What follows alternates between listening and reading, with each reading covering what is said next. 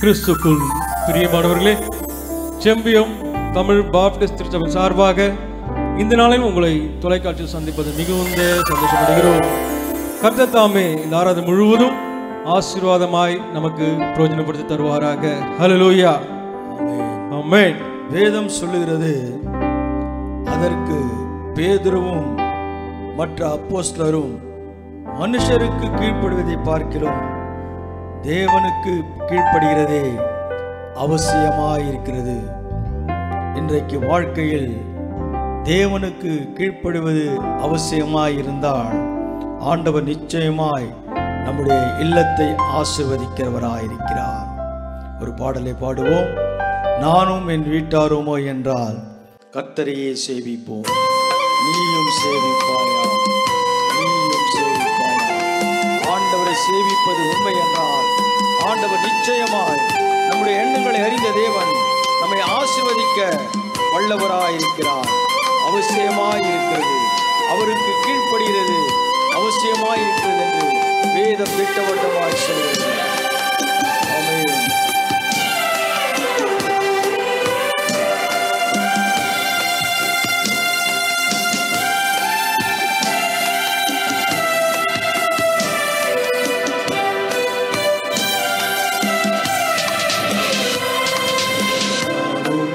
வீட்டாருமோ வென்றால் கர்த்தரையே சேவிப்போம். நீயும் சேவிப்பாயா, நீயும் சேவிப்பாயா. கர்த்தரையே சேவிப்பது ஆகாததென்று கண்டார்.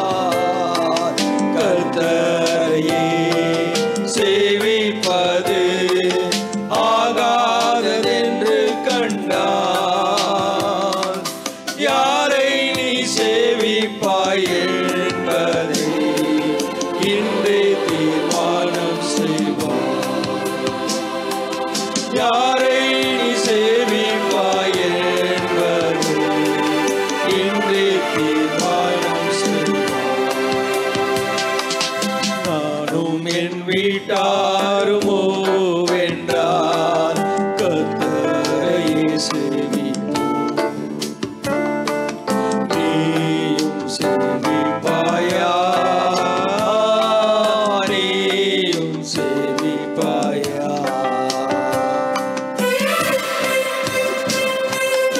ஆமென். Praise the Lord.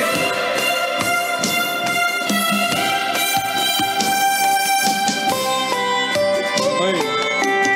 பேதுருவும் யோவானும் அவர்களுக்கு பிரதித்திரமாக, தேவனுக்கு செவி கொடுக்கிறதை பார்க்கிறோம், உங்களுக்கு செவி கொடுக்கிறது தேவனுக்கு முன்பாக நியாயமாய் இருக்குமோ என்று நீங்களே நிதானித்து பாருங்கள் என்று வேதம் சொல்லுகிறது. ஆண்டுடைய வேதத்தை அவருடைய பாதையிலே நாம் நடப்பது உண்மை என்றால் கர்த்தர் நம்மை காப்பாற்றி நடத்துகிறவராயிருக்கிறார்.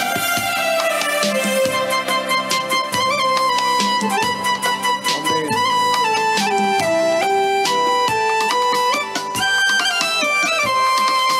நம் பாதையில் காப்பாற்றி கர்த்தர் நடத்தினாரே. நம் பாதையில் காப்பாற்றி கர்த்தர் நடத்தினாரே. கர்த்தர் தந்த ஆசீர்வாதம் கண்டு நன்றியாய் சேவிப்பாயா. கர்த்தர் தந்த ஆசீர்வாதம் கண்டு நன்றியாய் சேவிப்பாயா. நானும் என் வீட்டாருமோ வென்றால் கர்த்தரையே சேவிப்போம். நீயும் சேவிப்பாயா, நீயும் சேவிப்பாயா. நன்மையான ஈவுகளை தேவாதி தேவன் தந்தார். நன்மையான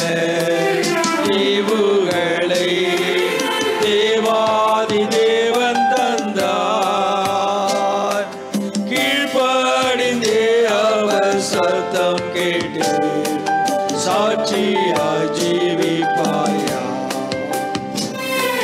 கீழ்ப்படிந்தே அவர் சத்தம் கேட்டு சாட்சியாய் ஜீவிப்பாயா? நானும் என் வீட்டாருமோ என்றால் கர்த்தரையே சேவிப்போம். நீயும் சேவிப்பாயா?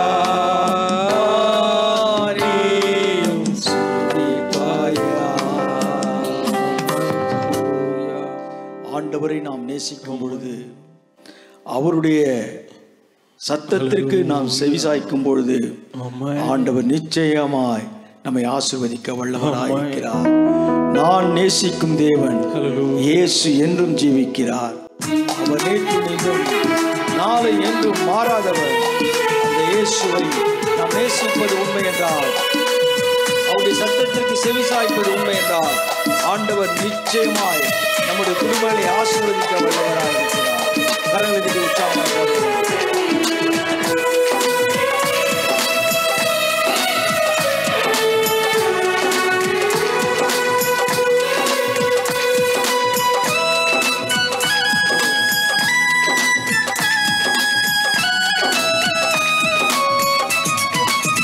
நேசிக்கும் தேவனே சுயேனும் ஜீவிக்கிறார். அவனேற்றும் என்றும் நாளை என்றும் மாறாதவர். அவர் நேற்றும் என்றும் நாளை என்றும் மாறாதவர்.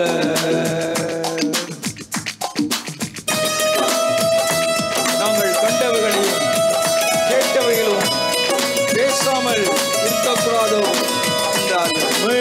ஆண்டவருடைய வார்த்தை நாம் மகிமைப்படுத்தும்படியாய் ஆண்டவர் நமக்கு கொடுத்ததான கிருபைகளை நினைவு கூறும் பொழுது அவருடைய சத்தத்திற்கு செவிசாய்ப்பது உண்மையால் அதுவே நம்முடைய வாழ்க்கையிலே ஆதாரமாய் இருக்குமா? எப்படிப்பட்ட துன்பங்கள் வந்தாலும், எப்படிப்பட்ட வேதனைகள் வந்தாலும், ஆண்டவர் அவர்களை எடுத்து நடத்துகிற தேவனாய் இருக்கிறார்.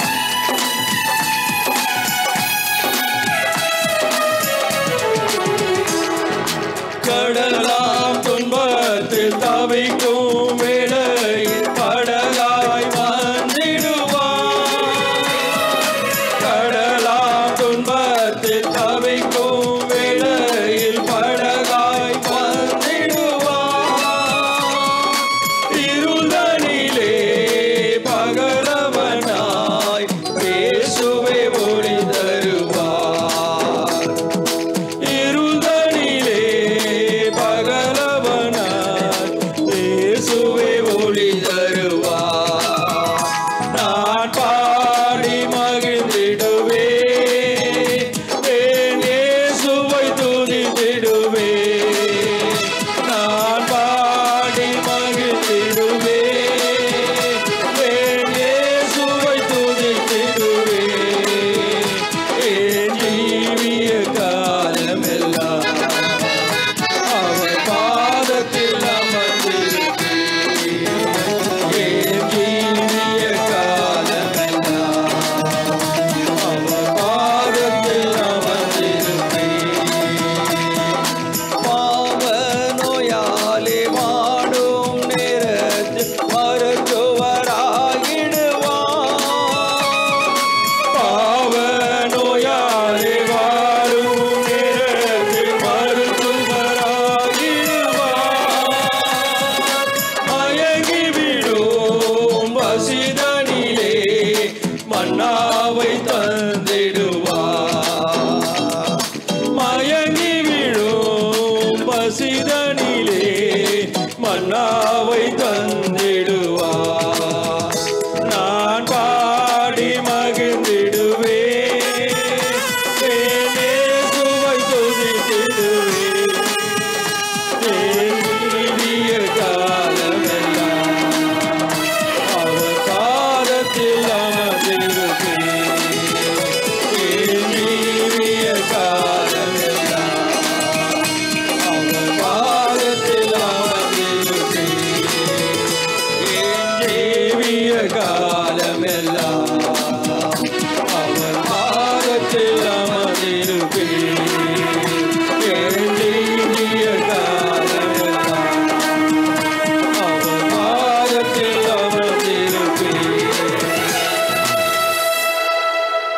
கர்த்தருடைய வார்த்தையை கேட்போம்.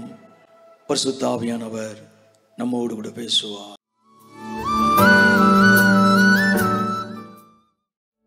நாமும் கூட சில சிந்தனைகளிலே, சில ஆலோசனைகளிலே ஆண்டவரை போல் மாறிவிடுவோம் என்றதான வார்த்தைக்கு இணங்க நாம் பிசாசுடைய வார்த்தைக்கு செவிசாய்த்து மனிதனுடைய சத்தத்திற்கு கீழ்ப்படிந்து தெய்வத்துடைய சித்தத்தை நாம் இழந்து விடுகிறோம். அன்பு தேவஜனமே, ஏன் இன்னுமாய் நம்முடைய குடும்பங்களிலே போராட்டங்கள், ஏன் இன்னுமாய் குடும்பங்களிலே வெறுமை, ஏன் குடும்பங்களிலே இன்னுமாய் பிரச்சனை என்று சிந்தித்து பார்ப்பது உண்மை என்றால், உண்மையாய் தெய்வத்திற்கு கீழ்ப்படிவது உண்மை என்றால், உனக்கு பலவிதமான சோர்வுகள் வந்தாலும், பலவிதமான பிரச்சனைகள் வந்தாலும் ஆண்டவர் உன்னை கைவிடவே மாட்டார்.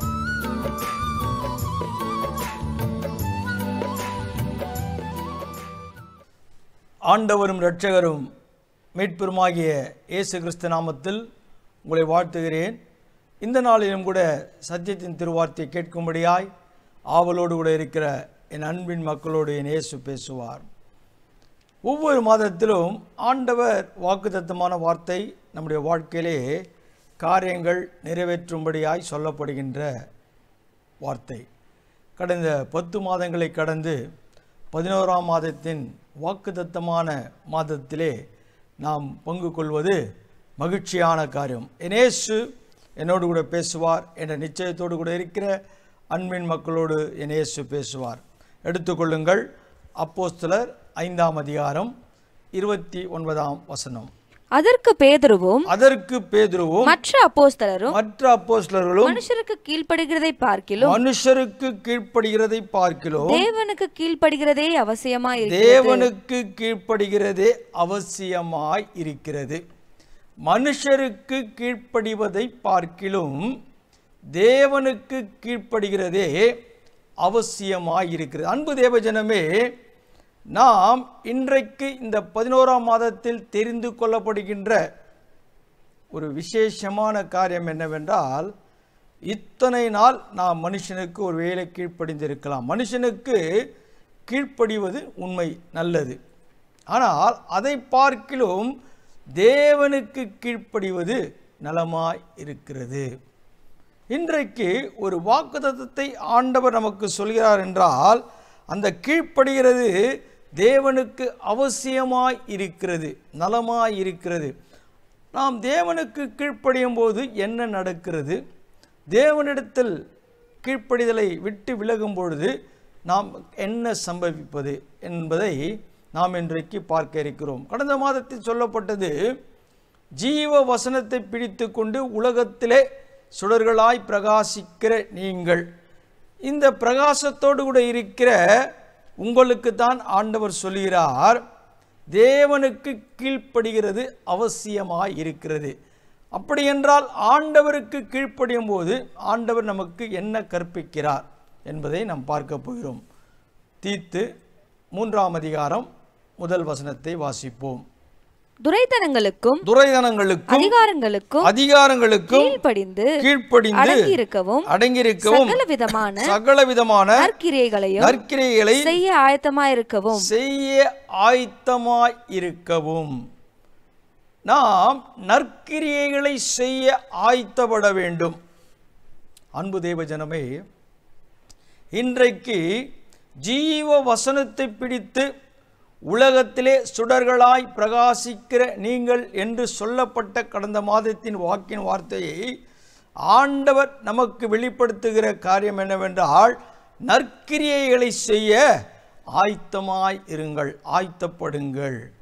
அப்படி என்றால் கிறிஸ்துவம் நமக்கு போதிக்கின்ற காரியம் என்னவென்றால், நற்கிரியைகளை சொல்ல வேண்டும், நற்கிரியைகளை செய்ய வேண்டும். அதுதான் கிறிஸ்துவனுடைய ஒரு ஆதாரமான ஒரு மகிழ்ச்சியின் வார்த்தை.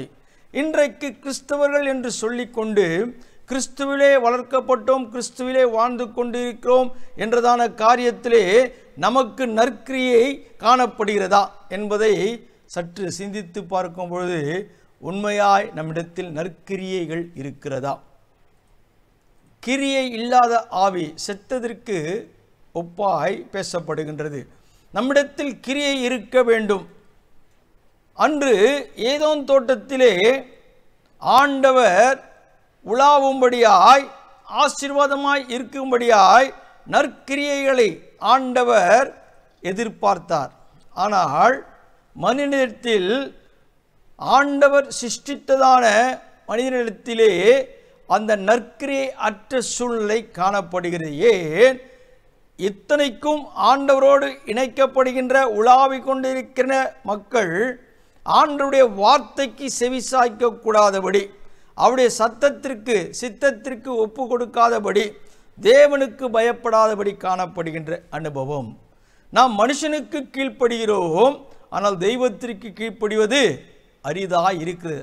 ஆகவே வேதம் திட்டவட்டமாய் சொல்லுகிறது, நம்முடைய செயல்பாடுகள் மாறும் பொழுது, தெய்வ சித்தத்திற்கு மாறாக செயல்பாடுகள் மாறும் பொழுது, நம்முடைய எண்ணங்கள், நம்முடைய வார்த்தைகள் எப்படி இருக்கிறது என்பதை நாம் சற்று சிந்தித்து பார்க்கும் பொழுது ஆவியானவர் இன்றைக்கு நம்மோடு கூட பேசுகிறார்.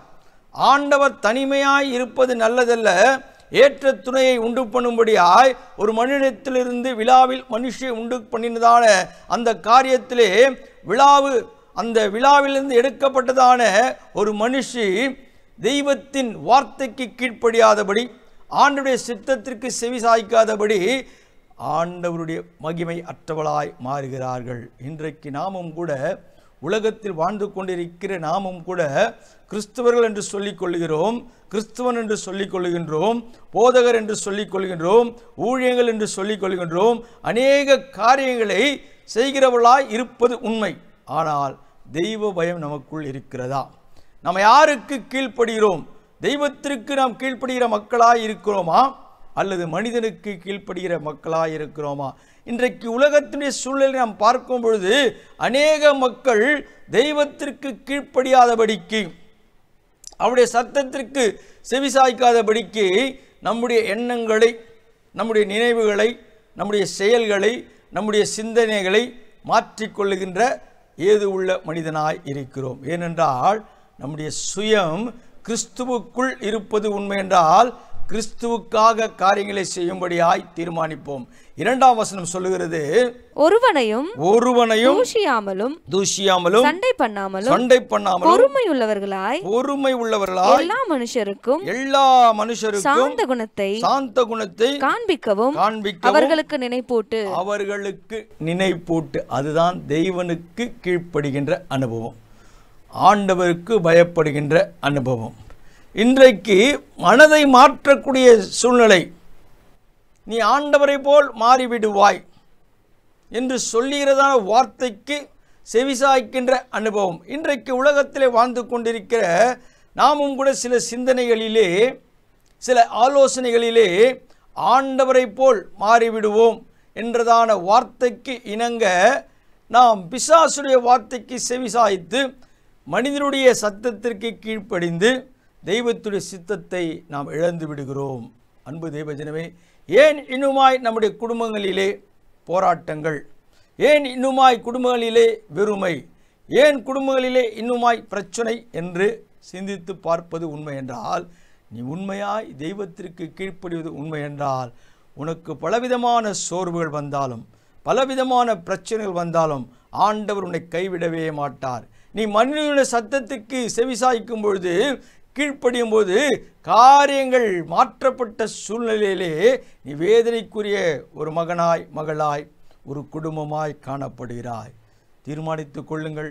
ஆண்டவர் சொல்கின்ற வார்த்தையின்படி நடப்பது உண்மை என்றால், அவருக்கு கீழ்ப்பணிந்து நடப்பது உண்மை என்றால், அவருக்காய் காரியங்களை செய்வது உண்மை என்றால், ஆண்டவர் நம்மை நிச்சயமாய் மறக்கவே மாட்டார். நமக்குரியதை, நமக்கு குறித்ததை அவர் நிறைவு செய்கிறவராயிருக்கிறார். ஏன் இன்னுமாய் காரியங்கள் 10 மாதங்கள் கடந்து விட்டோம். 11ஆம் மாதத்திலே ஆண்டவர் எனக்கு வாக்குத்தத்தமான வார்த்தை பேசுகிறது உண்மைதான் என்ற சிந்தனையில் இருப்பது நிச்சயம். ஆனால் ஏன் இன்னுமாய் மாறுபடவில்லை? ஏன் இன்னுமாய் மாற்றமில்லை? யோசித்து பாருங்கள். நம்முடைய சிந்தனை, நம்முடைய எண்ணங்கள், யாருக்கு நாம் கீழ்ப்படிந்து நடக்கிறோம்? உண்மையாய் நீ ஆண்டவருக்கு கீழ்ப்படிந்து நடப்பது உண்மை என்றால், அன்று ஏதோன் தோட்டத்திலே உலாவிக் கொண்டதான இன்பம் ஏன் மாற்றப்பட்டது?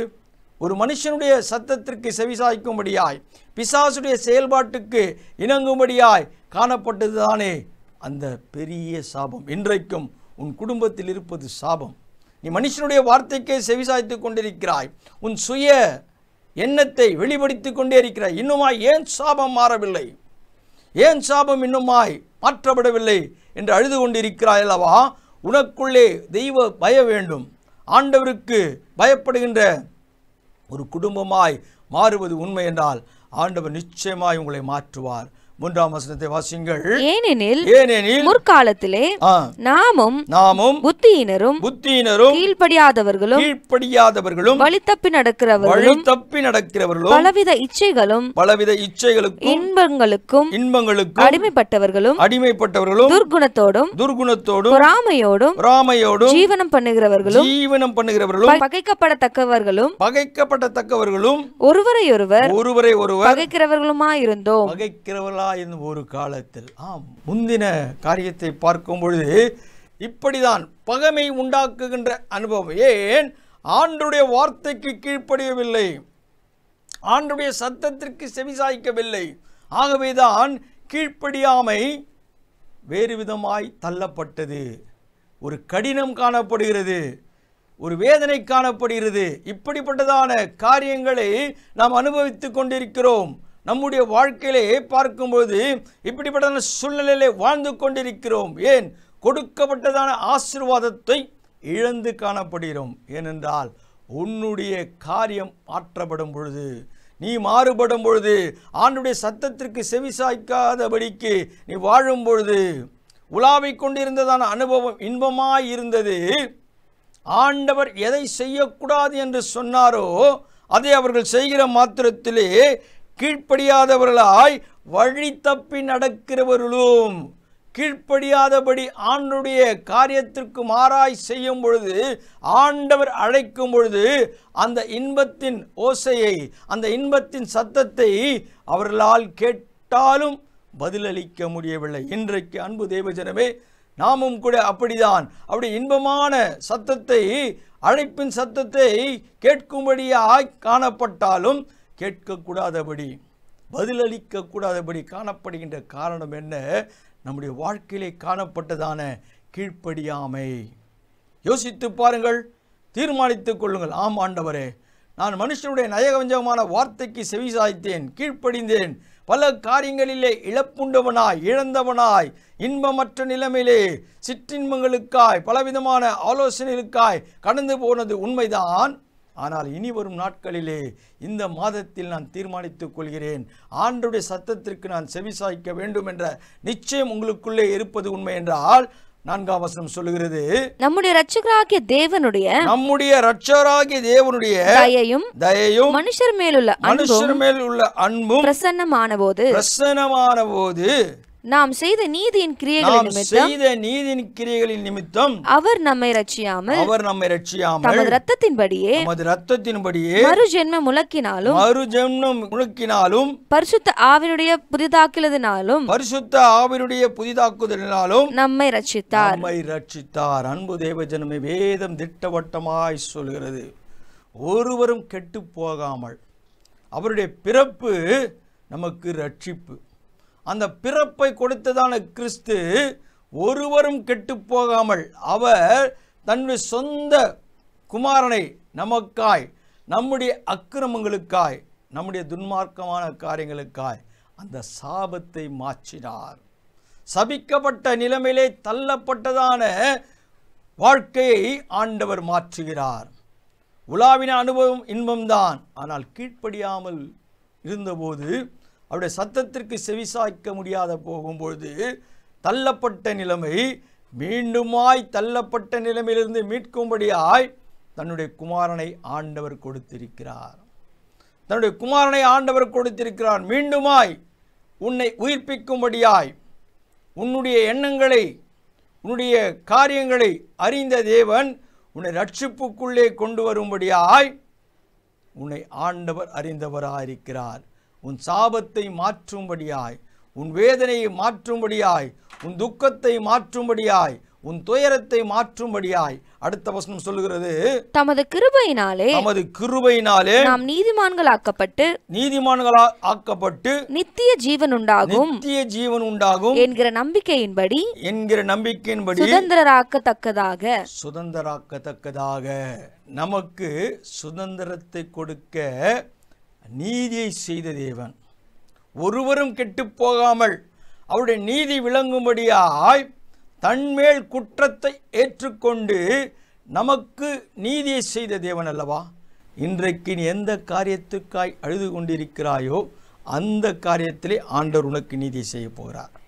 நிச்சயமாய் உனக்கு ஒரு நீதி கிடைக்க. ஒருவேளை கோர்ட்டு வழக்குகள் இருக்கலாம். ஆண்டவரே, எல்லாம் இழக்கப்பட்டது, என்னிடத்தில் ஒன்றுமே இல்லை, மீண்டுமாய் ஏன் எனக்கு இந்த பிரச்சனையை நினைக்கிறாயா? ஆண்டவர் நீதியை சரி கட்டுகிற தேவன். நாம் செய்ய வேண்டிய காரியம் ஒன்றுதான். தேவனுடைய வார்த்தைக்கு செவிசாய்க்க வேண்டும், அவருக்கு கீழ்ப்படிய வேண்டும். போதும். எவ்வளோ நாள் நீ மனிதனுடைய வார்த்தையை கேட்டாய், உன் சுயநலத்தோடு கூட சுய காரியத்திற்காய் ஓடினாய், கிடைக்கவில்லை. உனக்கு யார் கிருபை செய்வார்? உனக்கு யார் ரட்சிப்பை கொடுப்பார்? யார் உனக்கு நீதியை செய்வார் என்று அழுது கொண்டிருக்கிறாய் அல்லவா?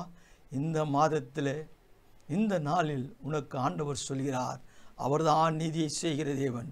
நீதியை செய்கிற தேவன் ஒரு நாள் உன்னை மறக்கவே மாட்டார், உன்னை கைவிடவே மாட்டார். இன்றைக்கு அந்த நீதியின் ரட்சிப்பை நீ தரித்துக் கொள்வது உண்மை என்றால், ஆண்டவருடைய வார்த்தைக்கு செவிசாய்ப்பது உண்மை என்றால், 7ஆம் வசனம் சொல்கிறது, அவர் நமது இரட்சகராகிய இயேசு கிறிஸ்து மூலமாய் அந்த பரிசுத்த ஆவி நம்மேல் சம்பூரணமாய்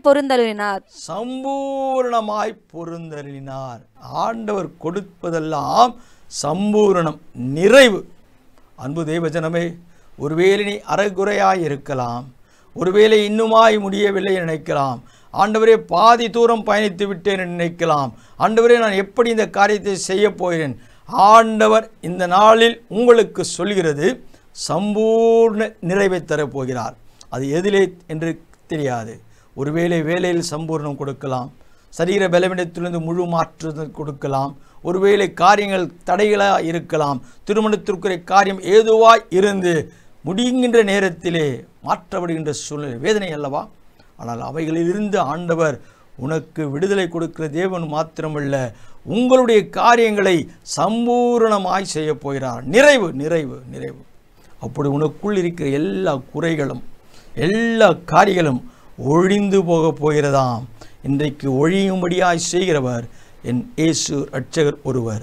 என் இரட்சகரிடத்திலே பேசுங்கள், அவர் காரியங்களை வாய்க்க பண்ணுவார். அடுத்த வசனம் சொல்லுகிறது, இந்த வார்த்தை உண்மையுள்ளது, தேவனிடத்தில் விசுவாசமானவர்கள் நற்கிரியைகளை செய்ய ஜாக்கிரதையாய் இருக்கும்படி நீ இவைகளை குறித்து திட்டமாய் போதிக்க வேண்டும் என்று விரும்புகிறேன். இவைகளே நன்மையும் மனுஷருக்கு பிரயோஜனமானவைகள். ஆண்டவர் திட்டவட்டமாய் சொல்லுகின்றார், நீ நடக்க வேண்டிய வழியை காட்டு என்று சொல்கிறார். உண்மையில் என் கண்ணை வைத்து ஆலோசனை சொல்வேன் என்று சொல்கிறார். வேதம் திட்டவட்டமாய் சொல்லுகிறது. இன்றைக்கு நீங்கள் பிரயோஜனப்படும்படியாய் ஆண்டவர் நமக்கு கற்பிக்கின்ற வழியை, கற்பிக்கின்ற பாடத்தை நாம் ஏற்றுக்கொள்வது உண்மை என்றால், அவருக்கு கீழ்ப்படிவது உண்மை என்றால், நாம் சம்பூரணாய் மாறுகின்ற ஒரு அனுபவம். நமக்கு இனி கவலை இல்லை, பிரச்சனை இல்லை, வேதனை இல்லை, துன்பம் இல்லை, துயரம் இல்லை, துக்கம் இல்லை, தத்தளிப்பு இல்லவே இல்லை. ஏன் தெரியுமா? நீ அவருக்கு கீழ்ப்படியும் பொழுது ஆண்டவர் நிறைவானதை செய்கிறார், சம்பூர்ணமாய் செய்கிற தேவன் அதை உங்களுக்கு இந்த நேரத்தில் சொல்லும்படியாய் சொல்லுகிறார். நீங்கள் அதை கேட்பது உண்மை என்றால் 9ஆம் வசனம் சொல்லுகிறது, புத்தீனமான தர்க்கங்களையும் வம்ச வரலாறுகளையும் சண்டைகளையும் நியாயப்பிரமாணத்தை குறித்து உண்டாக்குற வாக்குவாதங்களையும் விட்டு விலகு. அவைகள் அப்பிரயோஜனமும் வீணுமாயிருக்கும். தேவையற்ற வாக்குவாதங்கள் இனி என்னுடைய வாயில் வராது. தீர்மானித்துக் கொள்ளுங்கள். இதுதான் ஆண்டவருக்கு கீழ்ப்படிவது. இதுதான் ஆண்டவர் சொல்கிறார், கற்பி சொல் என்று சொல்கிறார். இனி தேவையற்றதான வாக்குவாதம் உன்னுடைய வாயில் வரவே கூடாது. கிறிஸ்து எனக்குள் இருக்கிறார். நீதியை செய்கிறவர், சம்பூர்ணமாய் என்னை மாற்றும்படியாய் செய்கிறவர் எனக்குள் இருக்கிறார் என்பதை நீ கீழ்ப்படிந்து நடப்பது உண்மை என்றால் உங்களுடைய வாழ்க்கையிலே வாக்குவாதம் இல்லை, உங்களுடைய வாழ்க்கையிலே குறை இல்லை, நிறைவுதான் ஆண்டவர் கொடுக்கிறார். சம்பூர்ணம் சம்பூர்ணம். அந்த சம்பூர்ணம் ஆண்டவர் செய்கிறது மிகவும் அதிசயமான சம்பூர்ணமாயிருக்கும். அது ஆசீர்வாதமான சம்பூர்ணமாயிருக்கும். இது எங்கிருந்து வந்தது, எப்படி கிடைத்தது? ஒருவரும் உன்னை இனி வரும் நாட்களிலே குறை சொல்லக்கூடாதபடிக்கு, நீ அவரிடத்திலே வாக்குவாதம் பண்ணக்கூடாதபடிக்கு, அப்ரோஜனம் என்று சொல்லப்படுகின்றதான காரியத்திலிருந்து ஆண்டவருடைய விடுதலை கொடுக்கிறவர் மாத்திரமல்ல, அது வீணாய் காணப்படவே படாது. ஆண்டவர் திட்டவட்டமாய் சொல்ல. மீண்டும் அந்த 9ஆம் வசனத்தை வாசிங்கள். புத்தியீனமான தர்க்கங்களையும் வம்ச வரலாறுகளையும் சண்டைகளையும் நியாய பிரமாணத்தை குறித்து உண்டாக்குகிற வாக்குவாதங்களை விட்டு விலகு. அவைகள் அப்பிரயோஜனமும் வீணுமாயிருக்கும். அவைகள் அப்பிரயோஜனமாகவும் வீணுமாயிருக்கும். இனி காரியங்களை மறந்துவிடு. தேவனுக்கு கீழ்ப்படிங்கள், தேவனுடைய சத்தத்திற்கு செவிசாயுங்கள். நிச்சயம் இந்த மாதத்தினுடைய ஆசீர்வாதத்தை நீங்கள் சம்பூர்ணமாய் காணும்படியாய் என் தேவன் உங்களோடு கூட பேசியிருக்கிறார். கண்களை மூடுவோம், கர்த்தரை நோக்கி பார்ப்போம். மகா கிருபையும் இரக்கமும் பரிசுத்தம் நிறைந்த நல்ல தேவனே, இந்த நாளுக்காய் நன்றி ராஜா. அப்பா, உம்முடைய வார்த்தைகளை நாங்கள் கேட்கிற மக்கள் மாத்திரமல்ல, அதன்படி கீழ்ப்படிந்து செவிசாய்த்து ஆண்டவரே உம்முடைய காரியங்களிலே நிலைநிற்கும்போது எங்களுக்கு நீதியை செய்கிறவர், நீதியை செய்கிற தேவன் மாத்திரமல்ல, எங்களை சம்பூர்ணமாய் ஆசீர்வதிக்கிறவர். எப்பொழுது தேவையற்ற காரியங்கள், தேவையற்ற பிரச்சனைகளிலே நாங்கள் வாக்குவாதம் பண்ணாதபடிக்கு, அப்பிரயோஜனமான காரியமாய் இருக்கும் என்றதான சிந்தனைக்குள்ளே நாங்கள் நிலைத்திருப்பது உண்மை என்றால், இந்த மாதம் சொல்லப்பட்ட வாக்கின் வார்த்தையை நீர் எங்களுக்கு நிலைக்க பண்ணுகிறவர் நீர் ஒருவர் மாத்திரம். மனுஷருடைய வார்த்தைக்கு கீழ்ப்படியாதபடி தேவனுடைய சத்தத்திற்கு நாங்கள் செவிசாய்க்கும் பொழுது, கீழ்ப்படியும் பொழுது அது நிச்சயம் மகிமை நிறைந்த ஆசீர்வாதத்தை கொடுப்பது என்பதை நாங்கள் அறிந்து கொண்டோம்.